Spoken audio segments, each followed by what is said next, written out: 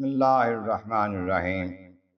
بخاری شریف کی سے پاک ہے ان انس رضی اللہ عنہ، انس رضی اللہ تعالیٰ عنہ سے روایت ہے عن النبی صلی اللہ علیہ وسلم فیما یرویہ عن ربہ، وہ نبی کریم رحمۃ عالمین سے روایت کرتے ہیں وہ کلام جو اللہ کے محبوب اپنے رب کی طرف سے بیان کرتے ہیں، یعنی کہ جیسے قدسی اللہ تعالیٰ کا کلام حضور بیان کرتے ہیں کہ اللہ نے یہ فرمایا ہے، قرآن میں نہیں ہے، اس کو جیسے قدسی کہتے ہیں۔ تو جناب انس بن مالک رضی اللہ تعالیٰ عنہ یہ روایت کرنے کہ یہ میں وہ بیان کر رہا ہوں جو حضور نے اللہ کی طرف سے بیان کیا کہ اللہ نے یہ فرمایا ہے۔ کیا وقال، اللہ نے فرمایا ہے اذا تقرب العبد الیہ شبرا، جب بندہ میرے قریب ہونے کی کوشش کرتا ہے، میرے قریب آتا ایک بالش اتنا، تو فرمایا کہ تقرب تو الیہ ذراعا، ہم اس کا پورا بازو جو ہے میں اس کے قریب آتا ہوں۔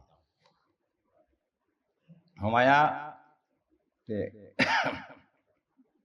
فَإِذَا تقرب الیہ ذراعا تقربت منہ باعا، اگر وہ ایک ذراع ایک بازو میرے قریب آتا ہے نا تو میں اس کے بس اتنا ڈبل دو بازو کے قریب اس کے قریب آتا ہوں، باعا اتنا اس کے قریب آتا ہوں، آئے قریب آئے گئے۔